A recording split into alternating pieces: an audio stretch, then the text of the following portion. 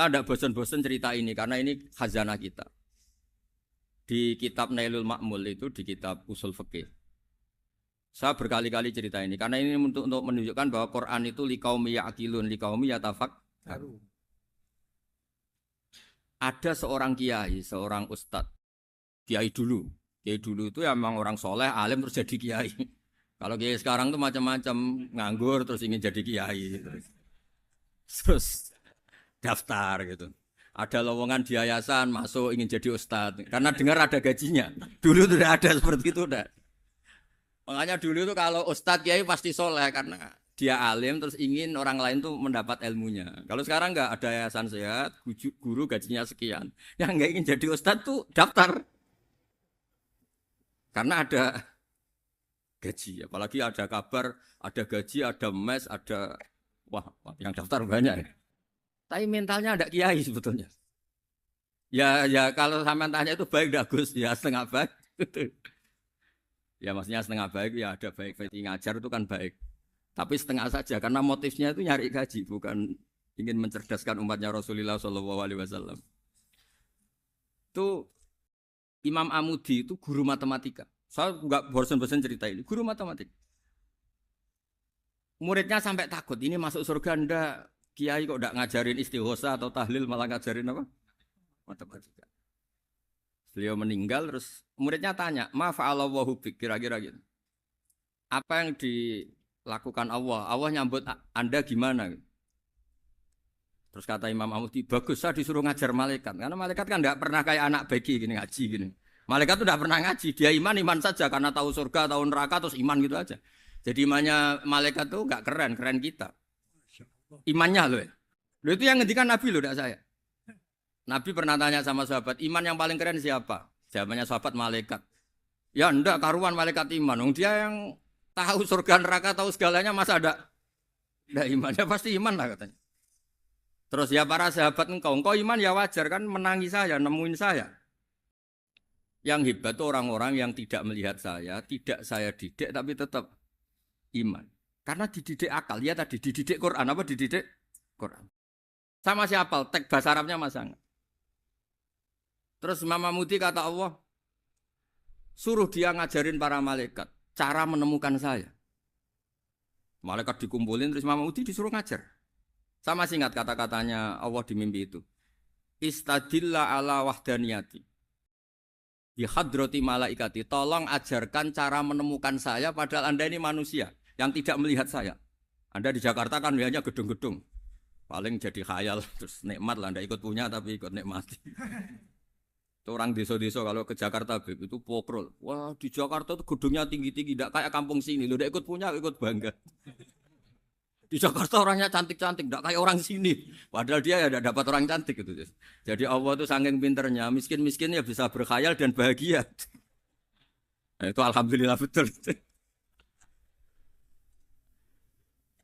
Akhirnya itu apa ini anak-anak begini saya tak niati ngajar standar anak-anak akademik. Terus pertama yang diajarkan hanya bilang gini, sama siapa teknya? Ya malaikat tawahib para malaikat. Terus beliau bilang, nisbatus naini wassalasah ila malanihayatalahu nisbatul far'i ilal asli. Angka itu jumlahnya berapapun, 2, 3 sampai triliunan. Semuanya itu nisbatul far'i ilal asli. Binisbat ilal wahid, nisbatul far'i ilal asli.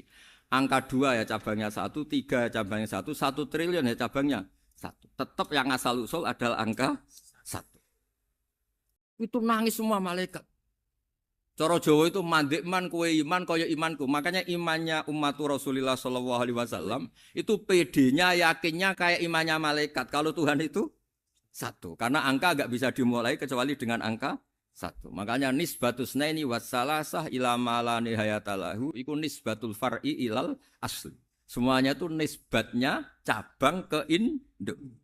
Berarti semua alam raya ini tetap asal usulnya 1. Yaitu qul huwallahu ahad. Nah, itu namanya akal. Umatnya Rasulullah itu ditinggali mukjizat akal lewat panduan Quran sehingga meskipun kita tidak menangi Rasulullah, tidak menangi sahabat, kita tidak tahu malaikat Jibril, tapi cara iman kita ini tidak kalah keren. Yakin hakul yakin. Terus kedua, gambar. Kamu gambar rumah, gambar hewan, gambar apa saja. Mesti dimulai satu titik. Entah gambar kamu bagus, entah jelek, tetap dimulai satu titik. Nah, titik ini namanya nuqtatul wujud. Semua alam raya dimulai dari satu titik, yaitu nuqtatil wujud. Makanya Quran dimulai bismillah, dan bismillah itu dipilih sama Allah pakai pertama ba itu ada titik. Itu kata semua ulama, itu titik itu singkatan dari bi kana makana wa bi yakunu mayakun. Karena saya semuanya ada. Bi itu karena saya.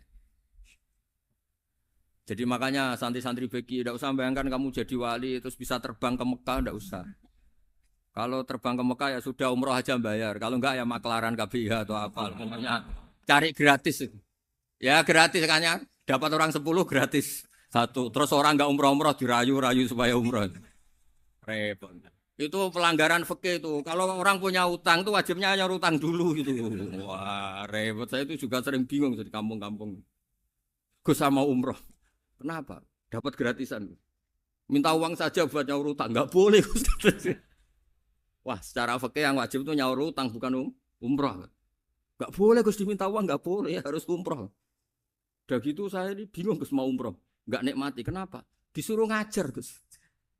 Repot semua kalau ibadah mergawe ya jadi bingung semua. Ya saya mohon anak-anak BK semuanya yang seneng Quran itu harus seneng sampai kayak saya sehingga tahu mencari Tuhan dengan cara tauhid yang berbasis akal. Itu sedzahir imannya malaikat. Jika di klasmen iman itu manusia ulul ilmi, kita-kita yang nekuni ilmu itu nomor 1 prakteknya. Karena nomor 1 itu Allah karuan kan, syahidah Allah kan gak tertandingi, syahidah wa annahu la ilaha illallah, terus wal malaikatu. Malaikat kan karuan karena langsung menyaksikan surga, dan ketiga apa? Wa ulul ilmi. Berarti prakteknya kan nomor 1. Kalau kompetitornya semuanya manusia, ulul ilmi nomor berapa? 1 kan? Nah nomor 3 kan dari Allah, malaikat, ulul ilm. Berarti kalau kompetisinya antar manusia nomor berapa? 1 kan? Nah kenapa ulul ilmi di nomor 3 kan tapi dari Allah, malaikat, ulul. Kerennya kayak apa? Karena cara iman ulul ilmi itu enggak ada ragunya sama sekali. Kamu ragu enggak kalau 2 itu cabang dari 1, asalnya 1? Enggak pernah kan ragu kan? Semua gambar seruat apapun dimulai dari 1 titik. Ragu enggak? Enggak kan? Nah, imannya umatnya Nabi karena dipandu oleh Quran itu seyakin itu, sehakul yakin itu. Nah, itu terus Jubair bin itu jadi iman. Am khuliqu min ghairi syai'in am humul khaliq. Terus kata Allah lagi, kalau kamu tidak percaya saya yang bikin langit bumi ya gampang dong. Kamu saja yang ngomong kalau kamu yang bikin. Paling orang sepakat kamu stres. Terus hanya ayat gitu, am khalaqus samawati wal ardh. Kalau kamu tidak yakin Allah yang bikin, ya silakan Anda klaim saja kalau kamu yang bikin langit bumi. Bala yukinun. Kamu juga gak mau kan dibilang stres. Ya, ini ngaji ilmu dulu, nanti bagian terakhir ijazah. Bismillahirrahmanirrahim. Ini riwayatul Bukhari. Haddatsana Abdullah bin Yusuf, haddatsana Les, haddatsana Sa'id al-Maqburi an-Nabi Hurairah radhiyallahu anhu qala an-Nabi sallallahu alaihi wasallam. Ma minal anbiya'i nabiyyun illa qad u'tiya minal ayat ma mithluhu amana alaihil bashar. Wa inna ma kana alladhi utituhu wahyan awhahu wa ilayya fa arju an akuna aktsarahum tabi'an yaumal qiyamah. Dadas kita tahu semua nabi itu punya mukjizat. Ya, semua nabi itu punya apa? Mukjizat. Mukjizat itu hal yang luar biasa yang memastikan manusia itu tidak bisa menyainginya atau menandinginya. Dan rata-rata mukjizat Nabi dulu itu fisik. Misalnya ontanya Nabi Soleh itu kan onta tapi keluar dari batu, itu kan aneh. Aneh sekali. Atau tongkat Nabi Musa bisa simsalabim mengeringkan laut apa? Merah. Semua Nabi itu punya mukjizat dan semuanya berbentuk fisik. Kecuali mukjizatul Rasulullah Shallallahu Alaihi Wasallam itu berupa Al-Quran. Al-Quran itu konsep ilmiah. Terus kata Rasulullah SAW, tapi saya karena Quran itu justru berharap pengikutku besar dan sampai hari kiamat. Sekarang kita logika ya. Andaikan kamu punya tongkatnya Nabi Musa, kalau kamu suka uang, kepikirannya dijual apa dipakai? Kalau kamu suka uang, dipakai. Kalau kamu ahli suudon itu pikirannya ndak, ini asli ndak. Karena yang melihat di Turki itu ya sebagian gitu. Kalau yang suka perdukunan itu bayangkan tuh miliknya.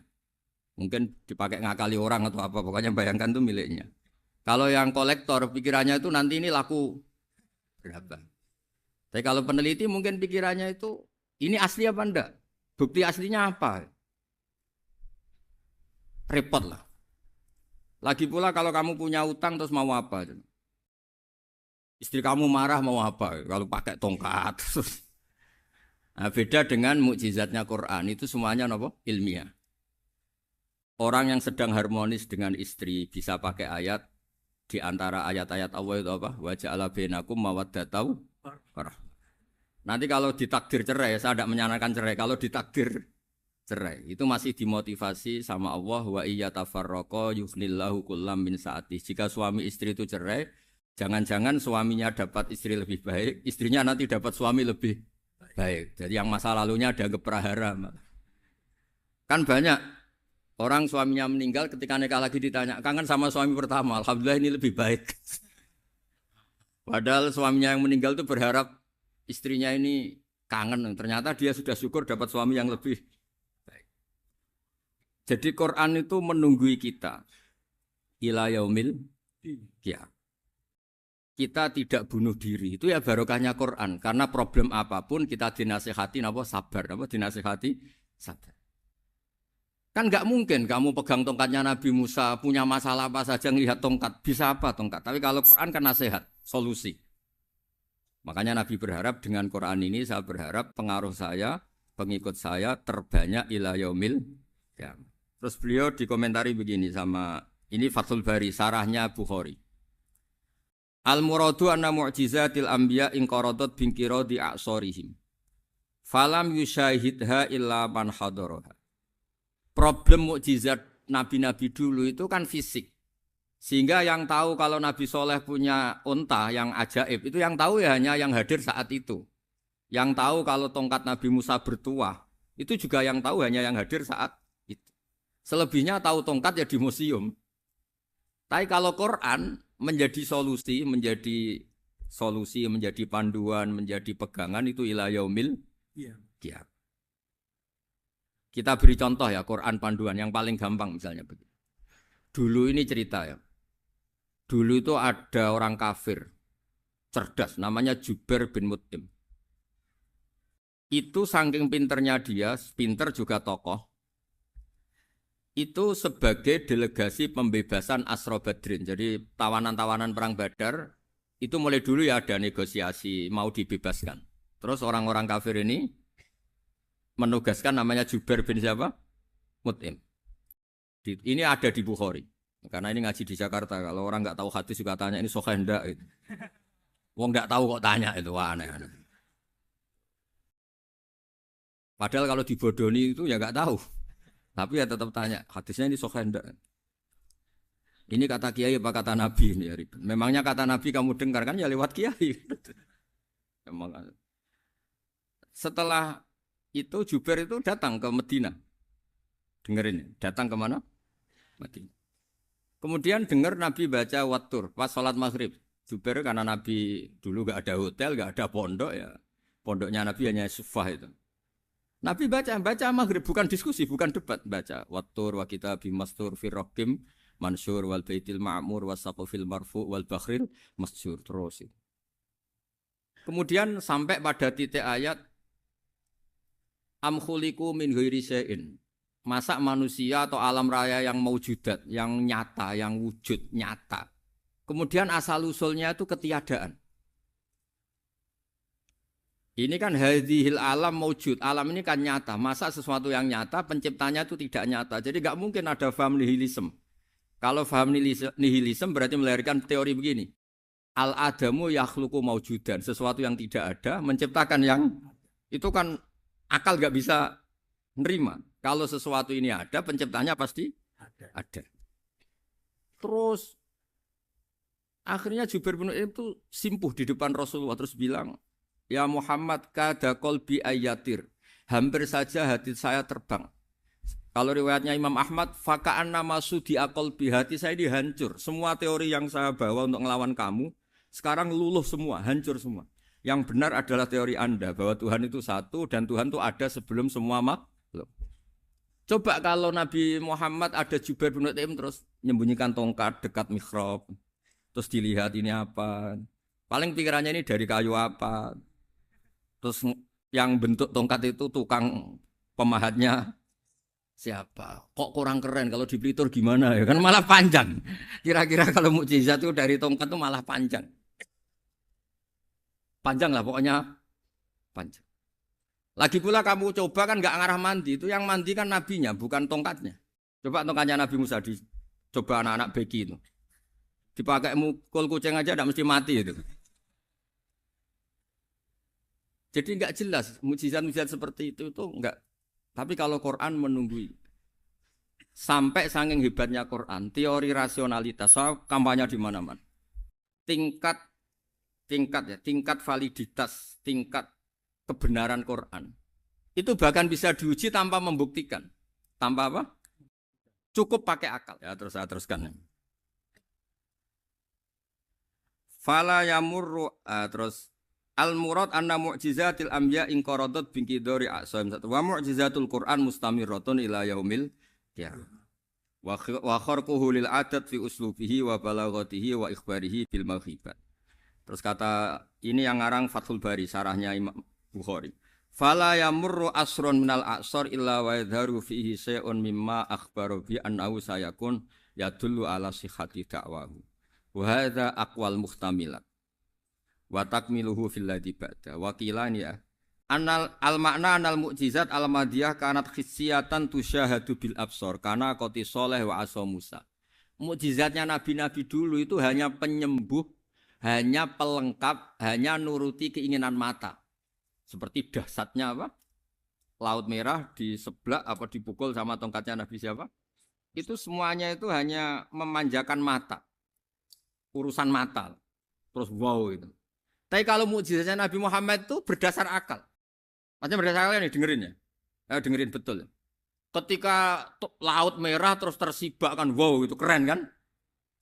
Terus kita bilang menyimpulkan wah kita tidak akan mampu. Itu bodoh sekali kesimpulan kita tidak akan mampu. Meskipun bikin nyamuk Anda juga tidak mampu. Loh untuk memutuskan tidak mampu saja kok sampai pertunjukan seperti itu tuh laopo cek goblok gitu. Nah kalau kita karena umat yang pinter untuk memaksa kita nggak mampu, Allah bilang Inna wa la yastahi ayadriba mathalam ma ba'ud. Kita melihat nyamuk langsung berkesimpulan tidak mampu. Saya berkali-kali cerita nyamuk itu sudah kecil, masih punya urat, uratnya kayak apa? Masih punya kuman, kumannya seberapa? Ya enggak? Nyamuk itu kecil, punya organ tubuhnya punya urat. Itu kalau kamu pinter, antara tongkatnya Nabi Musa menyibak Laut Merah sama nyamuk itu sama-sama berkesimpulan melahirkan satu paham bahwa kita tidak. Loh, untuk memaksa tidak mampu saja kok menuju pertunjukan ada onta keluar dari batu. Nakotu soleh, ada tongkat yang bisa mengeringkan laut. Cik goblok ya. Lah kita alhamdulillah tidak jenis goblok yang seperti ini. Untuk ikrar bahwa Allah itu hebat ala kulli syai'in cukup lihat nyamuk. Kagum kan? Sudah tidak usah bikin hidup. Saya berkali-kali mencontohkan.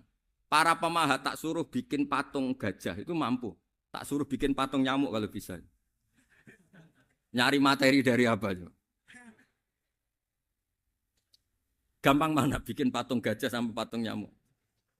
Gajah, makanya Allah bikinnya contoh itu untuk ijaz itu pakai nyamuk bukan pakai gajah. Itu kalau ustadz-ustadz yang agak jorok malah contohnya nyamuk Gus. Itu kecil. Itu kayak apa? Di dalamnya dia hamil. Itu anaknya kecil lagi, telurnya kecil lagi itu gimana itu cara bikin itu? Makanya di sini ini ada kitab Itqon itu komentarnya itu lucu. Ini kitab Al-Itqon karangannya Imam Suyuti. Ini persis komentar saya tadi ya. Kata Imam Suyuti pengarang kitab Itqon, wa ya imma khissiyah wa imma aqliyah. Jadi mukjizat itu ada yang fisik bisa dilihat indra, panca indra bisa dilihat akal. Wa aktsaru mu'jizati Bani Israil kanat khissiyah li baladatihim. Bilada itu goblok. Wakil lati basoirihim. Dasar wong goblok. Mukjizat kok ngenteni sing wow. Maksudnya dasar untuk ngakui Allah hebat saja kok nunggu halal yang seperti itu. Paham ya? Mergo likil lati napa aklihim. Wa aksaru mu'jizati hadil ummah akliyatun li farati dzakaihim wa kamali afwahihim. Dan mukjizatnya umat ini semuanya berdasar akal karena sudah cerdas. Jadi andaikan kita melihat tongkatnya Nabi Musa menyibak Laut Merah dengan melihat nyamuk, kesimpulan kita sama. Sama-sama wow, sama-sama keren, sama-sama memastikan kita tidak mampu. Makanya terus Quran menerangkan ya wa ma min dabatin fil ardi wala ta'iri yatiru bi janahihi illa umamun amsalukum. Jadi keseharian kita lihat burung kok terbang. Itu sudah ayatun min ayatillah. Paham nggih? Dados niki kudu bangga ditunggoni napa Quran, nggih ditunggoni napa Quran. Wa mu'jizatul Quran tusyahadu bil basirah fayakunu mayatabi'u li ajlihi aksar. Terus li annal ladzi yusyahadu bi ainir ra'si yang qaridu bingkiradi musyahidi. Sesuatu yang tampilan dahsyatnya itu disaksikan mata, maka itu bisa habis. Era tongkat Nabi Musa seperti itu habis enggak? Bisa mengeringkan Laut Merah, habis kan? Tapi era mukjizatnya Quran ila yaumil qiyamah. Ya contoh sosial, saya kembali lagi ke sosial. Kamu punya teman awet atau punya istri awet, itu konsepnya ya wal kadhiminal ghaidh, agak gampang tersinggung. Coba kalau kamu setiap tersinggung putus, setiap tersinggung habis, kamu tidak punya teman, tidak punya istri. Sampai kita awet seperti ini, kalau kecewa ya wal kadhiminal ghaidh, ngempet. Termasuk saya ini, biasanya ngaji khusus terus baca gini ya kecewa. Tapi barokahnya diwarai Quran wal kadhiminal ghaidh, ngempet Gus, ngempet. Terus kecewa sama teman, kok kenapa tidak putus? Karena wal afina Aninna sudah, kalau kecewa maafkan. Coba kalau kita kecewa presiden demo, kecewa menteri demo, kecewa orang tua minggat. Ya kalau dicari, kalau tidak kan malu. Saya itu punya teman tak tanya, kecewa besar sama bapak itu. Kenapa tidak minggat? Malu. Kenapa malu? Takut gak dicari. Itu orang tuh paling malu itu kalau keluar dari rumah nggak di. Saya punya teman lagi, saya ini takut mati. Kenapa? Takut istri saya tidak nangis. Itu kematian terburuk itu kalau mati tahu istrinya ada nangis, itu malu betul itu. Makanya jangan mati, pokoknya pastikan orang sekeliling ada nangis itu baru berani mati, kalau enggak jangan. Ya jadi mukjizatnya Nabi itu luar biasa. Nah ini terus saya teruskan ya, makanya mukjizat terbesarnya Nabi adalah Al-Quran. Karena Al-Quran itu cerita tentang hukum-hukum akal, cerita tentang logika-logika peradaban. Misalnya logika peradaban, contoh paling gampang. Di Quran itu ada sekian ayat yang Allah cerita peradaban. Misalnya wa ahsinu innallaha yuhibbul muhsinin. Itu dikutip, terus kemudian disimpulkan dalam peradaban. Kata Sayyidina Ali karramallahu wajhah ngendikannya gampang. Ahsin man syi'ta takun amira. Kamu berbuat baik saja sama seseorang, maka otomatis kamu akan jadi pemimpinnya. Ada orang nggak tamat SD, nggak tamat papa, gobloknya minta ampun. Tapi karena gaji seorang pakar, kamu tak gaji 1 bulan 1 miliar, perusahaan saya jadikan besar. Itu dikongkan ngalor ngidul ya nurut. Hanya karena dia ihsan. Terus wastaghni amman syi'ta takun nadhira. Saya ulang lagi. Wastaghni amman syi'ta takun nadhira. Dan kamu jangan butuh orang lain, siapapun dia, maka kamu akan setara. Misalnya ada menteri orang antri mau salim, tapi kamu tidak butuh, kan tenang saja. Tapi kalau kamu butuh, habis kamu. Ya kan? Kamu tidak butuh seseorang, maka kamu posisinya akan setara. Kamu harus sopan karena punya utang jasa. Kalau nggak punya apa-apa kan setara. Ya enggak? Misalnya kamu jajar rektor atau jajar menteri, jajar apa saja. Kalau kamu tidak punya utang kan, kamu jajar menteri tidak punya utang. Sama jajar satpam tapi punya utang, takut mana?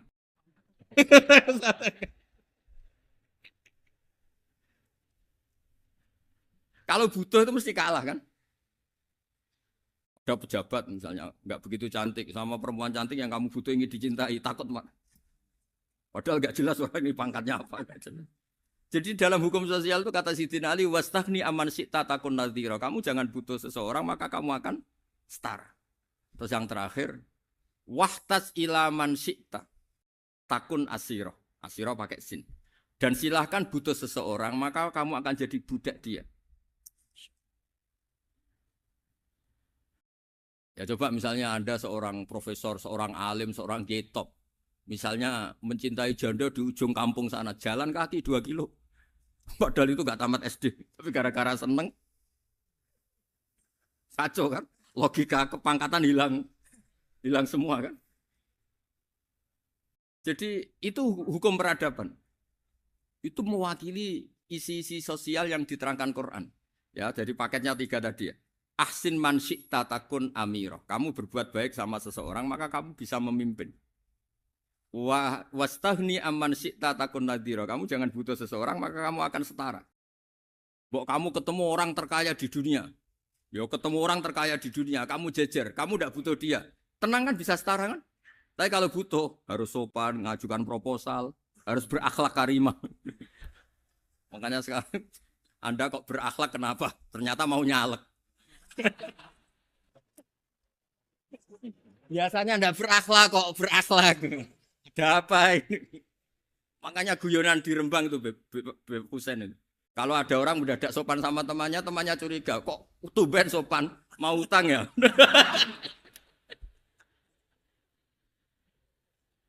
Zaman akhir itu kacau.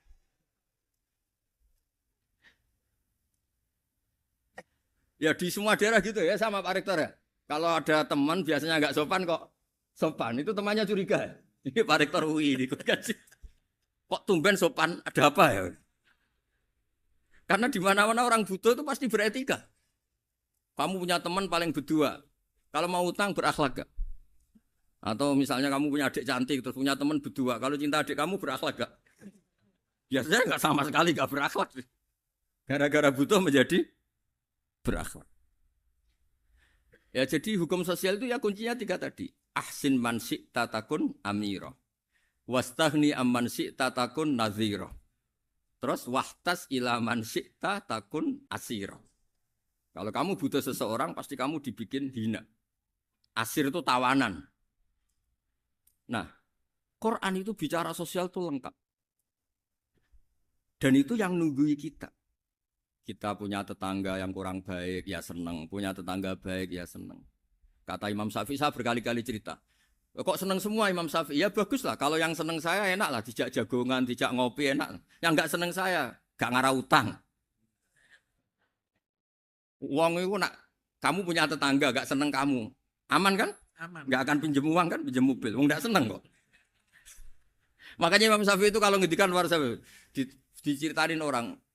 Ya Aba Abdillah bagiannya. Ya Aba Abdillah orang itu gak seneng kau. Bagus lah. Loh kenapa bagus? Waman asa'a ilaika faqad atlaqaka. Orang yang enggak seneng kamu maka membebaskan kamu. Enggak akan pinjam uang, pinjam mobil, enggak akan ganggu waktu kamu kan enggak seneng. Justru yang seneng-senengi masalah pinjam terus. Imam Syafi'i itu orang yang anggap dunia itu selesai. Ada yang cerita, ya Aba Abdillah, orang yang tadi cium tangan engkau, yang hormat engkau di luar maki-maki engkau, ngerasain engkau, ngata-ngatain engkau. Ya bagus lah. Kok bagus gimana? Berarti saya wibawa, depan saya tidak berani. Berarti saya wibawa, di depan saya tidak berani. Berarti itu makomnya sudah kulillah, sumadarhum fi khawdihim, yal'abun. Sudah dunia itu selesai, sudah agak penting semua. Nah itu kalau kamu anak-anak beki ahli Quran, sudah ayatnya kulillah, sumadarhum fi khawdihim, yal'abun. Sudah lihat Allah saja agak penting, makhluk-makhluk itu. Dah makhluk semua agak penting, sepenting Allah. Nah, kita ini ditunggoni mukjizat seperti itu. Bayangkan misalnya kita ditunggoni tongkatnya Nabi Musa. Saya ngajar di sini terus ini tongkat. Terus nanti yang tanya, Gus itu kayu apa, Gus? Nanti yang kolektor tanya itu harganya berapa, Gus? Ruwet apa? Terus yang ahli suudon itu asli gak, Gus? Wah. Yang ahli suudon kan mesti tanyanya gitu, itu asli enggak, Gus? Repot pokoknya. Tapi kalau Quran kan jelas. Kenapa?